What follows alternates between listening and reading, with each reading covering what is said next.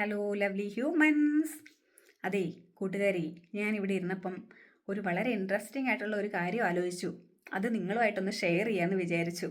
എനിക്ക് വീഡിയോ ഒന്നും ചെയ്യാൻ സമയമൊന്നും കിട്ടുന്നില്ലെന്നേ. സമയം തീരെയില്ല.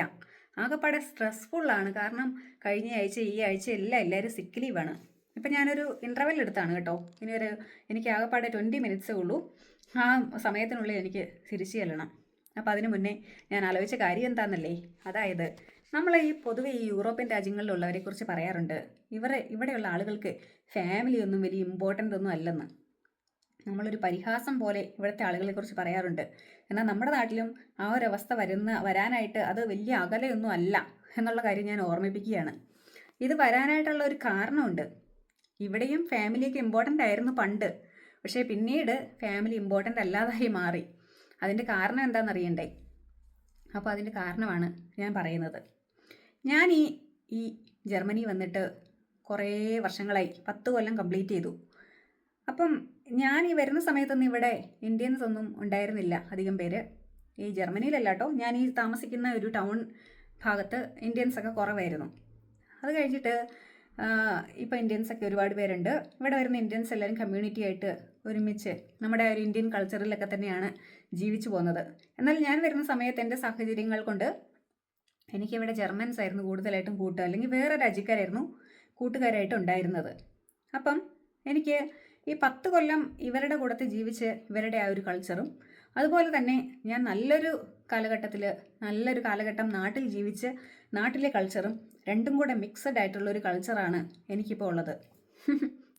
അപ്പോഴത്തേക്കും പലപ്പോഴും എനിക്ക് നമ്മുടെ ഈ 2 കൾച്ചറും ആടും പോലത്തെ വ്യത്യാസമുണ്ട്. അപ്പോൾ ഇതിൻ്റെ ഒരു ലിമിറ്റ് എന്ന് പറയുന്നത് എവിടെയാണെന്ന് എനിക്ക് പലപ്പോഴും മനസ്സിലാവാതെ പോകും. കാരണം അത് ചിലപ്പോൾ നമുക്ക് തോന്നും നമ്മുടെ കൾച്ചറിലാണ് കുറച്ചുകൂടെ ആപ്റ്റായിട്ട് അത് നിൽക്കുന്നതെന്ന്. ചിലപ്പോൾ എനിക്ക് തോന്നും ജർമ്മൻസിൻ്റെ കൾച്ചറിലാണ് അതൊന്നുകൂടെ ബെറ്റർ എന്ന് തോന്നും. ഇതിൻ്റെ ഒരു ലിമിറ്റ് എവിടെയാണെന്ന് പലപ്പോഴും മനസ്സിലാവാതെ പോകാറുണ്ട്. അപ്പം അതിൻ്റെ ഒരു എക്സാമ്പിൾ ഞാൻ പറയാം. അത് പറയുന്നതിന് മുന്നേ നമ്മുടെ ഇവിടുത്തെ ആളുകൾ പണ്ട് കാലത്ത് ഫാമിലിക്ക് നല്ല ഇമ്പോർട്ടൻ്റ് ഉണ്ടായിരുന്നു. പക്ഷേ ഇപ്പം അങ്ങനെയല്ല. കാരണം മനുഷ്യൻ എന്ന് പറയുന്നത് ബേസിക്കലി എല്ലാവരും സെയിമാണ്. പക്ഷേ നമ്മുടെ ഓരോരോ ആവശ്യങ്ങളും നമ്മുടെ സാഹചര്യങ്ങളും അനുസരിച്ച് നമ്മുടെ ക്യാരക്ടറിൽ വ്യത്യാസം വരും. ഉറപ്പായിട്ടും വ്യത്യാസം വരും. അപ്പം ഇവിടെയെന്ന് വെച്ച് കഴിഞ്ഞാലുണ്ടല്ലോ, ഇപ്പോഴത്തെ ഒരു സാഹചര്യം നോക്കുകയാണെങ്കിൽ വിദേശ രാജ്യത്തുനിന്ന് വരുന്നവർക്കും ഈ രാജ്യത്തുള്ള ആളുകൾക്കും ഇവിടെ ജീവിക്കാനായിട്ട് ഒരു ബുദ്ധിമുട്ടുമില്ല.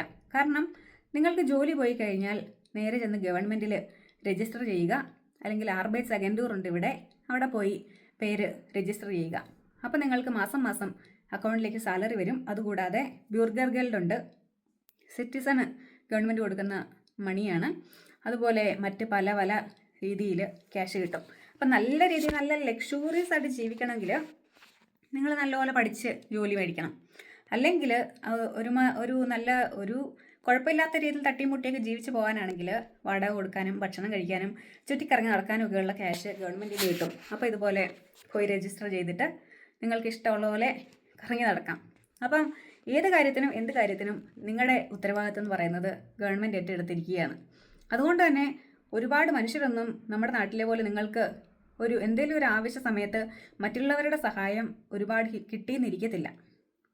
മറ്റുള്ളവരും വിചാരിക്കും നമുക്ക് അവരെ സഹായിക്കേണ്ട ആവശ്യമില്ല, അവർക്ക് ഗവൺമെൻറ്റിൽ നിന്നുള്ള സഹായമുണ്ട്, നമ്മുടെ ഉത്തരവാദിത്വമല്ല, അവൻ്റെ ഉത്തരവാദിത്വമാണ് അവൻ്റെ ജീവിതം കൊണ്ടുപോകേണ്ടത്, അല്ലെങ്കിൽ അവളുടെ ഉത്തരവാദിത്വമാണ്, അതിനകത്ത് എൻ്റെ ഒരു സഹായമൊന്നും ആവശ്യമില്ല എന്നാണ് ഇവിടെ ഭൂരിഭാഗം ആളുകളും വിചാരിക്കാറുള്ളത്. അതുകൊണ്ട് നമുക്ക് ഈ നാട്ടിൽ നിന്ന് കിട്ടുന്ന ഓടിക്കൂടൂല, നമുക്ക് എന്തെങ്കിലും പ്രശ്നങ്ങളുണ്ടെങ്കിൽ ആളുകൾ, അതുപോലത്തെ സഹായം നിങ്ങൾക്ക് ഇവിടെ കിട്ടുമെന്ന് വരത്തില്ല.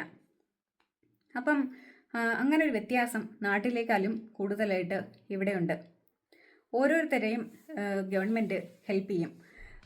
അപ്പം ഞാൻ പറഞ്ഞു തന്നത്, നമ്മൾ ഇവിടുത്തെ ആളുകൾ, ഞാനൊരു എക്സാമ്പിൾ പറയാമെന്ന് പറഞ്ഞില്ലേ, അതെന്താണെന്ന് ചോദിച്ചു കഴിഞ്ഞാൽ, ഇവിടുത്തെ ആളുകൾ ഇപ്പം എന്നോട് ഒരാൾ വന്ന് പറയുകയാണ്, അതായത് എന്നെ പോലെ എൻ്റെ ഫാമിലിയിൽ വളരെ അത്യാഹിതമായിട്ടൊരു സംഭവം ഉണ്ടായി, അതുകൊണ്ട് എനിക്ക് എന്നെ പോലെ നീ പറഞ്ഞെടുത്ത് വരാനായിട്ട് സാധിക്കില്ല എന്നൊരാൾ എന്നോട് വന്ന് പറയുകയാണെന്ന് വെച്ചോ. അപ്പം ഞാൻ ഒരിക്കലും ചോദിക്കത്തില്ല എന്താണ് അത്യാഹിതം ഉണ്ടായതെന്ന്. കാരണം അത്യാഹിതം ഉണ്ടായത് എന്താണെന്ന് എന്നോട് പറയണമായിരുന്നെങ്കിൽ അവൻ അത് മുൻകൈ എടുത്ത് പറയണമായിരുന്നു എന്നേ ഞാൻ വിചാരിക്കുകയുള്ളൂ. അല്ലെങ്കിൽ നമ്മൾ ചോദിക്കുന്നത് അതൊരു തെറ്റാണ്. കാരണം മറ്റുള്ളവരുടെ കാര്യങ്ങൾ അറിയാനായിട്ടുള്ള ഒരു ജിജ്ഞാസയാണെന്ന് അവർ ചിലപ്പോൾ വിചാരിച്ചേക്കാം. അല്ലെങ്കിൽ അവർക്കത് ഇഷ്ടപ്പെടണമെന്നില്ല. പറയാൻ താല്പര്യം ഉണ്ടായിരുന്നെങ്കിൽ പറഞ്ഞേനെ. അവർക്ക് അത് മാനേജ് ചെയ്യാനുള്ള കഴിവുണ്ട്.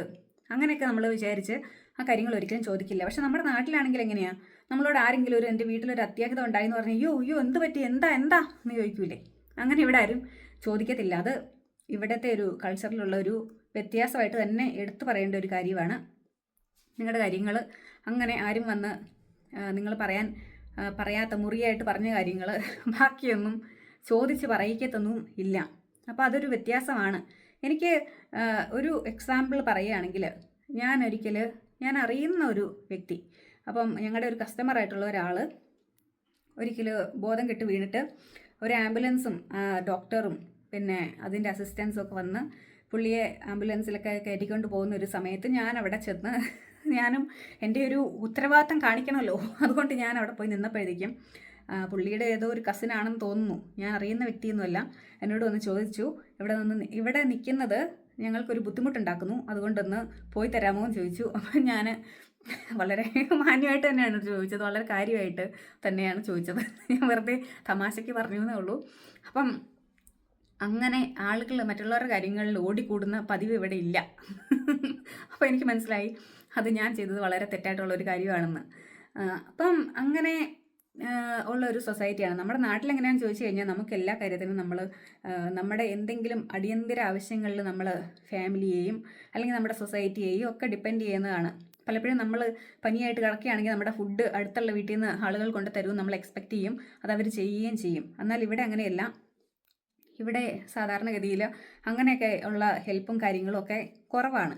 അതൊക്കെ ഒരു റിലേഷൻഷിപ്പ് പോലെ തന്നെ അതിനനുസരിച്ചാണ് ഇരിക്കുന്നത്. പിന്നെ ഇവിടെ റിലേഷൻസ് എന്ന് പറയുമ്പോൾ ഫ്രണ്ട്സ് ഉണ്ട്, ഫാമിലി, അത്യാവശ്യം ചില ആളുകളുമായിട്ട് കോണ്ടാക്റ്റ് ഉണ്ട്,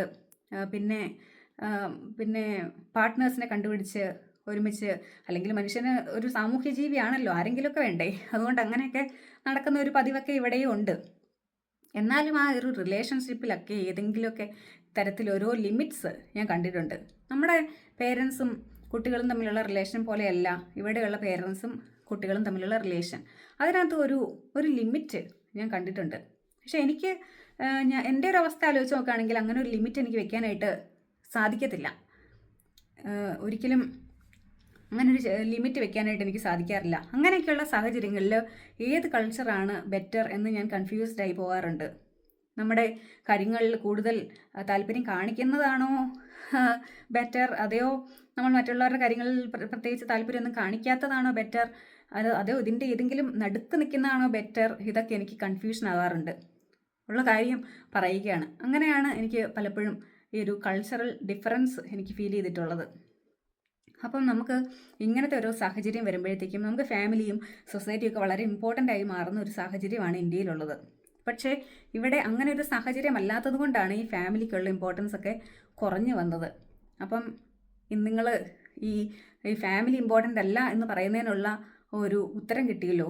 അതായത് എന്തുകൊണ്ടാണ് ഇവിടെ ഫാമിലി ഇമ്പോർട്ടൻ്റ് അല്ലാതായി മാറിയത് എന്ന്.